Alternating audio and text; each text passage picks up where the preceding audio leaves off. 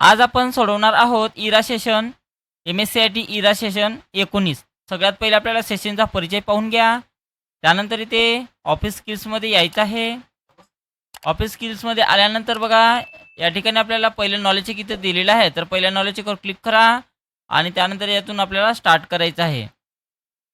तर यामध्ये बघा यामध्ये आपल्याला 5 प्रश्न दिलेले आहेत. तर पहिला प्रश्न, शेप स्टाईल अप्लाय करण्याकरता आपण डॅश ग्रुपवर क्लिक करू म्हणत आहे. तर कोणत्या ग्रुपवर क्लिक करावं लागेल? तर शेप स्टाईल ग्रुप या ऑप्शन्सवर क्लिक करावं लागेल. त्यानंतर एक्सेल वर्कबुकमध्ये पिक्चर इन्सर्ट करण्यासाठीच्या स्टेप्स सांगा म्हणत आहे. तर पिक्चर इन्सर्ट करण्यासाठीच्या स्टेप्स कोणते असणार आहे बघा? तर याचं उत्तर ऑप्शन नंबर 2 आहे. इन्सर्ट टॅब, इलिस्ट्रेशन, ग्रुप, त्यानंतर पिक्चर आणि सिलेक्ट पिक्चर आणि क्लिक इन्सर्ट या ऑप्शन्सवर क्लिक करायचं आहे. त्यानंतर सेव्ह अँड नेक्स्ट करा. तुमच्या डॉक्युमेंटमध्ये इमेज किंवा लोगो ॲड करण्याकरता योग्य ती स्टेप्स निवडा म्हणत आहे. तर याचं उत्तर बघा इन्सर्टमध्ये जाऊन पिक्चरवर क्लिक करावं लागेल. त्यानंतर सेव्ह अँड नेक्स्ट करा. डॅश टॅब, डॅश ग्रुपमधून आपण शीट रोज इन्सर्ट करू शकतो म्हणत आहे. तर कशामधून करू शकतो बघा आपण? तर होममधल्या सेल्समधून. त्यानंतर सेव्ह अँड नेक्स्टवर क्लिक करा. एक्सेलचे एक्सटेन्शन काय असते म्हणत आहे? तर एक्सेलचे एक्सटेन्शन हे काय असते बघा? तर .XLSX हे त्याचं उत्तर असणार आहे. त्यानंतर सेव्ह अँड नेक्स्टवर क्लिक करा. येस बटनावर क्लिक करायचं आहे. तर अशा प्रकारे आपलं पूर्ण सोडवणं झालेलं आहे पहिलं नॉलेज चेक. त्यानंतर या ठिकाणी क्लिक करा. या ठिकाणी क्लिक केल्यानंतर या ठिकाणी आपल्याला दुसरं नॉलेज चेक दिलेलं आहे. तर इथून स्टार्ट करा. यामध्ये बघा दुसऱ्या नॉलेज चेकमध्ये आपल्याला 2 प्रश्न दिलेले आहेत. तर पहिला प्रश्न, एक्सेलमधील ॲनलाइज डेटा टूल आपल्याला डॅश मदत करते म्हणत आहे. तर कोणती मदत करते बघा? तर डेटा त्वरित ॲनलाइज करण्यासाठी. त्यानंतर सेव्ह अँड नेक्स्ट करा.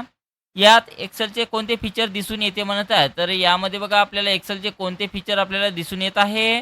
तर ॲनालिज डाटा आहे. तर याचं उत्तर बघा. तर याचं उत्तर ऑटोमॅटिक व्हिज्युअलायझेशनचे आहे. त्यानंतर सेव्ह अँड नेक्स्टवर क्लिक करा.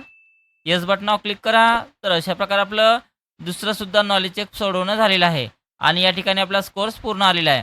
त्यानंतर आता आपल्याला तिसरं नॉलेज चेक सोडवायचं आहे. तर त्यासाठी आपल्याला गुगल डॉक्स व्हॉइस टायपिंग या ऑप्शन्सवर क्लिक करायचं आहे आणि यामध्ये आपल्याला तिसरं नॉलेज चेक इथं दिलेलं आहे. त्यानंतर याच्यातून स्टार्ट करा. यामध्ये बघा 2 प्रश्न आहेत. तर पहिला प्रश्न, गुगल डॉक्स व्हॉइस टायपिंग ही सुविधा युजर्सना कोणती गोष्ट सहजपणे करायला मदत करते म्हणत आहे?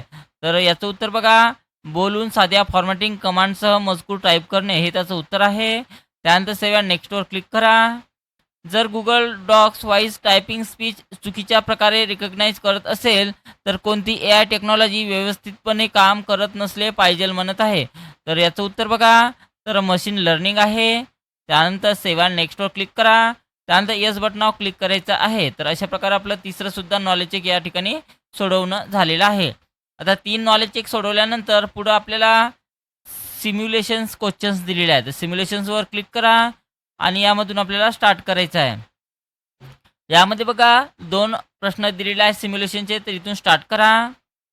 यामध्ये बघा काय म्हटलेलं आहे, शब्दापेक्षा आयकॉन अधिक मनोरंजन पद्धतीने गोष्टीचे वर्णन करतात आणि तुम्ही सेलमध्ये आयकॉन इन्सर्ट करू शकता.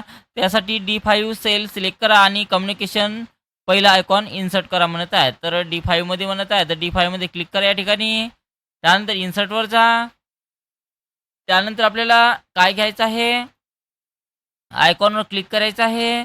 आयकॉनवर क्लिक केलं, कम्युनिकेशनमध्ये वर क्लिक करा आणि कम्युनिकेशनवर क्लिक केल्यानंतर पहिलाच आयकॉन आपल्याला घ्यायला सांगितलेला आहे.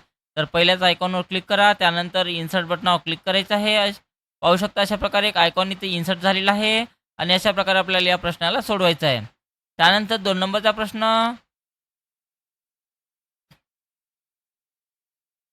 यामध्ये बघा काय म्हटलेलं आहे, तुम्ही सेलमध्ये पिक्चर इन्सर्ट करू शकता. आता C5 हा सेल सिलेक्ट करा आणि त्यामध्ये कंपनीचा लोगो इन्सर्ट करा म्हणत आहे. तर C5 मध्ये क्लिक करा. त्यानंतर इन्सर्टवर जायचं आहे. त्यानंतर कंपनीचा लोगो घेण्यासाठी पिक्चर या ऑप्शन्सवर क्लिक करा. त्यानंतर पिक्चरवर क्लिक करायचं आहे. त्यानंतर या इन्सर्ट बटनावर क्लिक करा. तर पाहू शकता अशा प्रकारे कंपनीचा लोगो इथे आलेला आहे आणि या प्रश्नाला अशा प्रकारे सोडवायचा आहे. त्यानंतर सर्व प्रश्न सोडवल्यानंतर येस बटनावर क्लिक करा. पाहू शकता आपलं सिम्युलेशन्स क्वेश्चन्समध्ये आपल्याला पूर्णपैकी पूर्ण मार्क या ठिकाणी मिळालेले आहे. त्यानंतर आपल्याला सेल्फ पाथ लर्निंग सोडवायचं आहे, तर सेल्फ पाथ लर्निंगवर क्लिक करा आणि याच्यातून आपल्याला प्रोसीड बटनावर क्लिक करायचं आहे. आता सेल्फ पाथ लर्निंगमध्ये काय करायचं आहे बघा, तर इथून स्टार्ट करा.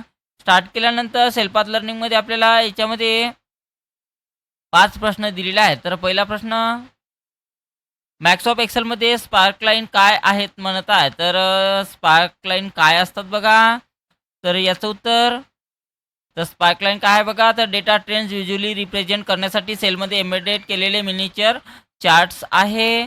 तर हे त्याचं उत्तर असणार आहे. त्यानंतर सेव्ह नेक्स्टवर क्लिक करा. करेक्ट आलेलं आहे. त्यानंतर नेक्स्टवर क्लिक करा. मायक्रोसॉफ्ट एक्सेलमध्ये क्विक ॲनालिसिस फीचर काय आहे म्हणत आहे. तर क्विक ॲनालिसिस फीचर हे काय आहे बघा, तर याचं उत्तर ऑप्शन 2 आहे. क्विक डेटा ॲनालिसिससाठी एक फीचर फॉर्मॅटिंग चार्ट्स आणि टोटल सारखे पर्याय प्रदान करतात म्हणत आहे. तर हे त्याचं उत्तर असणार आहे. त्यानंतर सेव्ह नेक्स्टवर क्लिक करा. त्यानंतर नेक्स्ट क्वेश्चन्स, मायक्रोसॉफ्ट एक्सेलमध्ये 3D मॅप्स फीचर काय आहे म्हणत आहे. तर 3D मॅप्स फीचर हे काय आहे बघा, तर जिओग्राफिकल डेटांचे इंटरॅक्टिव्ह 3D मॅप्समध्ये ट्रान्सफॉर्मिंग करण्यासाठी व्हिज्युअलायझेशन टूल आहे. त्यानंतर सेव्ह नेक्स्ट करायचं आहे. खालीलपैकी कोणता पर्याय तुम्हाला MS एक्सेलमध्ये तुमच्या शीटवरील टेबलमधील डेटा फॉर्मॅट करण्यास अनुमती देते म्हणत आहे. तर कोणता पर्याय आपल्याला अनुमती देणार आहे, तर याचं उत्तर आहे, तर याचं उत्तर टेबल्स आहे, ऑप्शन नंबर 3. त्यानंतर सेव्ह नेक्स्टवर क्लिक करा. त्यानंतर बघा, मायक्रोसॉफ्ट एक्सेलमधील टेक्स्ट बॉक्स फीचरचा प्राथमिक उद्देश काय आहे म्हणत आहे. तर टेक्स्ट बॉक्सचा प्राथमिक उद्देश हा काय आहे बघा, हे सेलच्या ग्रीडपासून वेगळे स्प्रेडशीटमध्ये टेक्स्टचे बॉक्स इन्सर्ट आणि कस्टमाइज करण्यासाठी वापरले जाणारे एक टूल आहे. तर हे त्याचं उत्तर असणार आहे. त्यानंतर सेव्ह नेक्स्टवर क्लिक करा. एंड एक्झामवर क्लिक करायचं आहे आणि त्यानंतर आपलं उत्तर सबमिट करायचं आहे. पाहू शकता आपलं पूर्ण सोडवणं झालेलं आहे. त्यानंतर इथे स्कोर डिटेल्समध्ये जाऊन आपला स्कोर्स या ठिकाणी पाहू शकतो. आजच्या डेटमध्ये पूर्णपैकी पूर्ण इथं आलेला आहे. त्यानंतर बघा, याला क्लोज करा. त्यानंतर सेल्फ पाथ लर्निंग झाल्यानंतर आपल्याला या ठिकाणी गायडेड ड्युटीवर सेल्फ सोडवायचा आहे. तर त्याच्यावर क्लिक करा आणि याच्यातून आपल्याला स्टार्ट करायचं आहे. तर गायडेड ड्युटीवर सेल्फचे आपल्याला यामध्ये 5 प्रश्न दिलेले आहेत. तर पहिला प्रश्न याच्यातून स्टार्ट करा.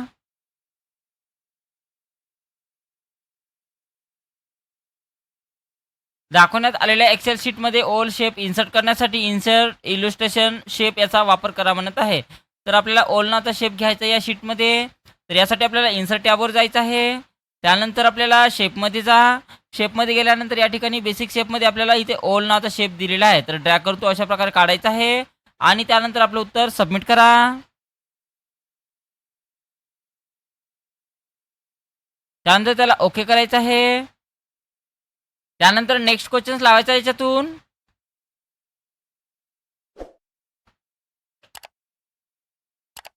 फिल्टर ग्रुपमधील स्लायसर ऑप्शन वापरण्यासाठी दिलेल्या एक्सेल शीटमध्ये नंतर इन्सर्ट टॅबवर जा म्हटलेलं आहे. त्यानंतर स्लायसर ऑप्शनवर क्लिक करा आणि नंतर फोटो बॉक्स ऑप्शनवर क्लिक करून फिल्टरला लागू करा म्हणत आहे आणि त्यानंतर ओके बटनावर क्लिक करा म्हणत आहे.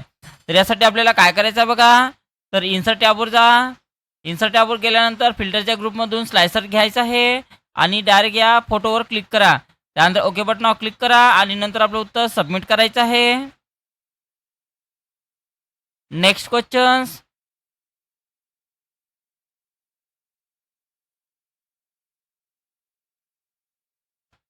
नवीन मजकूर बॉक्स इन्सर्ट करण्यासाठी दिलेल्या MS एक्सेल फाईलमध्ये इन्सर्ट टॅबवर जा. त्यानंतर तुमच्या शीटमध्ये एक नवीन टेक्स्ट बॉक्स इन्सर्ट करण्यासाठी आपल्याला टेक्स्ट बॉक्स ऑप्शनवर क्लिक करा आणि जानेवारी त्यामध्ये टेक्स्ट टाईप करा म्हणत आहे. तर अशा प्रकारे आपल्याला सांगितलेलं आहे. तर यासाठी आपल्याला इन्सर्ट टॅबवर जायचं आहे. टेक्स्ट बॉक्सवर जा. टेक्स्ट बॉक्स या ऑप्शन्सवर आपल्याला क्लिक करायचं आहे. त्यानंतर टेक्स्ट बॉक्सवर क्लिक केलं. त्यानंतर इथे टेक्स्ट बॉक्स आलेला आहे आणि यामध्ये आपल्याला जानेवारी हे नाव टाईप करायचं आहे. तर यामध्ये आपल्याला जानेवारी अशा प्रकारे नाव टाईप करा.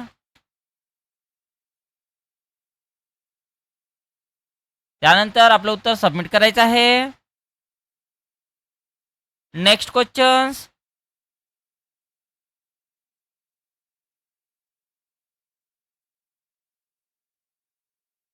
तुमच्या शीटमध्ये बायोनोमियल थिअरम इन्सर्ट करण्यासाठी दिलेल्या MS एक्सेल फाईलमधील इन्सर्ट टॅबवर जा. त्यानंतर सिम्बॉल ग्रुपवर क्लिक करा आणि इक्वेशन सिलेक्ट करा. ते इन्सर्ट करण्यासाठी बायोनोमियल थिअरम आपल्याला इन्सर्ट करा म्हणत आहे. तर अशा प्रकारे आपल्याला प्रश्न विचारलेला आहे. तर या ठिकाणी आपल्याला बायनॉमियल थिअरमवर क्लिक करा इथे. त्यानंतर आपल्याला इन्सर्ट टॅबवर जा. त्यानंतर इथे इक्वेशनवर क्लिक करायचं आहे आणि बायनॉमियल थिअरम याच्यातून आपल्याला इन्सर्ट करायचं आहे अशा प्रकारे. आणि त्यानंतर आपलं उत्तर सबमिट करा. Next questions.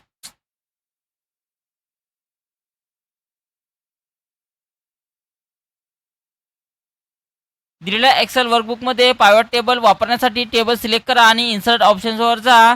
आता पायवट टेबल ऑप्शन्सवर क्लिक करा. एक डायलॉग बॉक्स दिसेल. टेबल रेंज सिलेक्ट करा.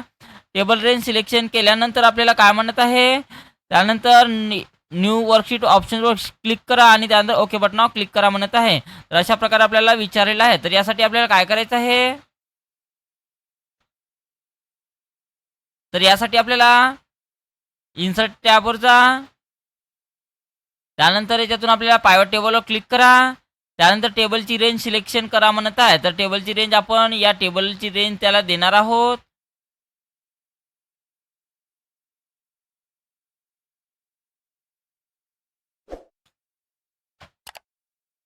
तर आपल्याला या टेबलची रेंज द्यायची आहे. अशा प्रकारे व्यवस्थित सिलेक्शन करा. पूर्ण या टेबलची रेंज आपल्याला त्याला द्यायची आहे. त्यानंतर आपल्याला न्यू वर्कशीट या ऑप्शन्सवर आपल्याला क्लिक करा म्हणत आहे आणि त्यानंतर ओके बटनावर क्लिक करा. आणि अशा प्रकारे आपल्याला आपला प्रश्न झालेला आहे आणि नंतर आपलं उत्तर सबमिट करायचं आहे. जे मी स्टेप्स फॉलो केलेले आहेत तेच आपल्याला पाहायचं आहे. त्यानंतर ओके बटनावर क्लिक करा. त्यानंतर एंड एक्झामवर क्लिक करायचं आहे आणि त्यानंतर येस बटनावर क्लिक करा. तर अशा प्रकारे आपलं गायडेड ड्युटीवर सेल्फसुद्धा सोडवणं झालेलं आहे. त्यानंतर आपल्याला शेवटचं सेशन कम्प्लिशन टेस्ट सोडवायचं आहे. तर सेशन कम्प्लिशन टेस्टवर क्लिक करा आणि याच्यातून स्टार्ट बटनावर क्लिक करायचं आहे. यामध्ये बघा 10 प्रश्न दिलेला आहे. तर पहिला प्रश्न, शाळा अटेंडन्स आणि असाइनमेंट्स ट्रॅक करण्यासाठी सॉफ्टवेअर इन्स्टॉल करू इच्छिते, कोणता OS टाळावा म्हणत आहे. तर कोणता OS आपल्याला टाळावा लागेल, तर याचं उत्तर एम्बेडेड आहे. त्यानंतर सेव्ह अँड नेक्स्टवर क्लिक करा. ऋतुजाला स्वतःचा OS तयार करायचा आहे, तिने काय निवडावे म्हणत आहे. तर काय निवडायला पाहिजे, तर या वेळेस बघा लिनक्स हे ऑप्शन्स आहे त्याचं उत्तर. त्यानंतर शाळेसाठी लिनक्स बेस OS तयार करायचे आहे, मुख्य फायदा कोणता आहे म्हणत आहे. तर याचा मुख्य फायदा हा मोफत आणि कस्टमायझेबल आहे. त्यानंतर सेव्ह अँड नेक्स्टवर क्लिक करा. रिसर्च लॅबसाठी सुरक्षित OS तयार करायचा आहे, कोणता सिस्टीम आधी अभ्यासावा म्हणत आहे. तर कोणता सिस्टीम आपल्याला अभ्यासावा लागेल, तर याचं उत्तर युनिक्स आहे. त्यानंतर सेव्ह अँड नेक्स्टवर क्लिक करा. टीनाला नवीन ॲपल लॅपटॉपसाठी OS हवा आहे, ती आयफोन वापरते, कोणते OS घ्यावे म्हणत आहे. तर कोणते OS आपल्याला घ्यावं लागेल, तर मॅक OS आहे. त्यानंतर सेव्ह अँड नेक्स्टवर क्लिक करा. देव लॅपटॉपवर अँड्रॉइड ॲप्स इन्स्टॉल करू इच्छितो, कोणते विंडोज व्हर्जन आपल्याला वापरावे म्हणत आहे. तर कोणते विंडोज व्हर्जन वापरावं लागेल, तर विंडोज 11 आहे. राहुल मॅक OS वापरतो आणि आयपॅड दुसऱ्या स्क्रीनसारखा वापरायचा आहे, कोणते व्हर्जन आपल्याला वापरावे लागेल म्हणत आहे. तर याचं उत्तर असणार आहे मॅक्स OS कॅटलिना. त्यानंतर सेव्ह अँड नेक्स्ट करा.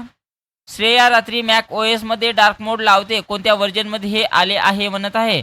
तर कोणत्या मोडमध्ये आलेले आहे, तर मॅक OS मोजावेमध्ये आलेला आहे. त्यानंतर सेव्ह अँड नेक्स्टवर क्लिक करा. वरूनचा लॅपटॉप स्लो आहे आणि रॅम कमी आहे, कोणते OS योग्य आहे म्हणत आहे. तर यासाठी कोणतं OS योग्य आहे, तर लाईट लिनक्स आहे. त्यानंतर सेव्ह अँड नेक्स्टवर क्लिक करा. त्यानंतर बघा शाळेची IT टीम स्थिर आणि सुरक्षित सिस्टीम तयार करते, कोणते OS योग्य आहे म्हणत आहे. तर कोणतं OS योग्य आहे, तर युनिक्स आहे. त्यानंतर सेव्ह अँड नेक्स्टवर क्लिक करा. त्यानंतर येस बटनावर क्लिक करायचं आहे. तर अशा प्रकारे आपलं सेशन कम्प्लिशन टेस्ट पूर्ण झालेलं आहे आणि अशा प्रकारे आपल्याला इरा सेशन 19 कम्प्लिटली सोडवायचं आहे.